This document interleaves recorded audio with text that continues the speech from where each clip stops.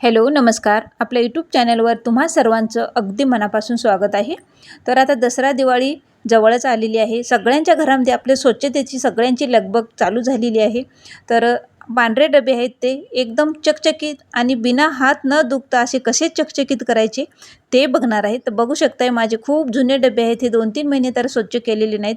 आपण हलक्या हाताने घासले तरी पण एकदम चकचकीत कसे करायचे ते बघणार आहोत. तर एक वाटी लागणार आहे आपल्याला. तर एका वाटीमध्ये मी 1 चमच मीठ घेतलेलं आहे. तुम्ही कुठलेही मीठ तुम्ही जे खाताय रोजच्या वापरण्यात आहे तेच तुम्ही मीठ घेऊ शकताय. कुठलेही घेतलं तरी चालेल. आता हे कपडे धुण्याचं पावडर आहे. तर तुम्ही पण तुमच्या घरामध्ये जे वापरताय ते घेतलं तरी पण चालेल. तर मी हे घेतलेलं आहे माझं घडी पावडर आहे. तर मी 1 चमच हे घडी पावडर घेतलेलं आहे. तर याच्यामध्ये आता मी एका लिंबाचा रस घालायचा आहे आपल्याला. हे याच्यामध्ये पूर्ण एका लिंबाचा पूर्ण असा रस घालायचा याच्यामध्ये.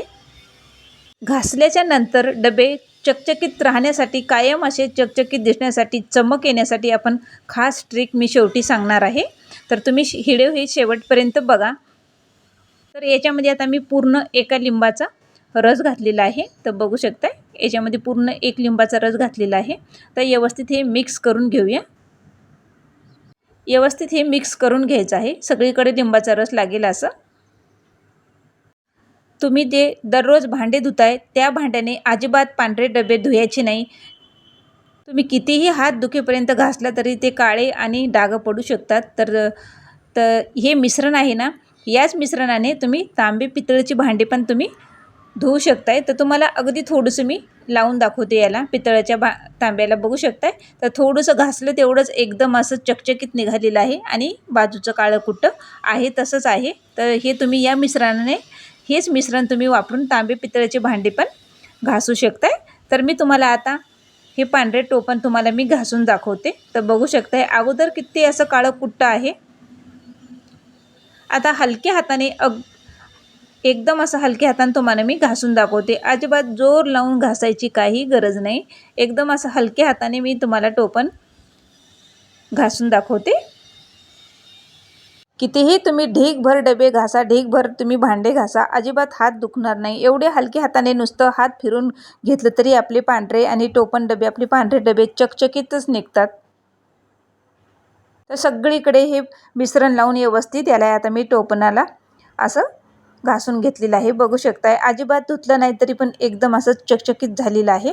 तर हे अजून चकचकीत बाहेर अजून एकदम असं पांढरं शुभ्र दिसतंय. तर किचनमध्ये एवढं माझे लाईट नाही, खिडक्या नाहीत जास्त, अंधारच आहे थोडा. तर एवढं चकचकीत असं तुम्हाला दिसत नसेल, पण मला भरपूर असं चकचकीत टोपण झाले असं दिसते.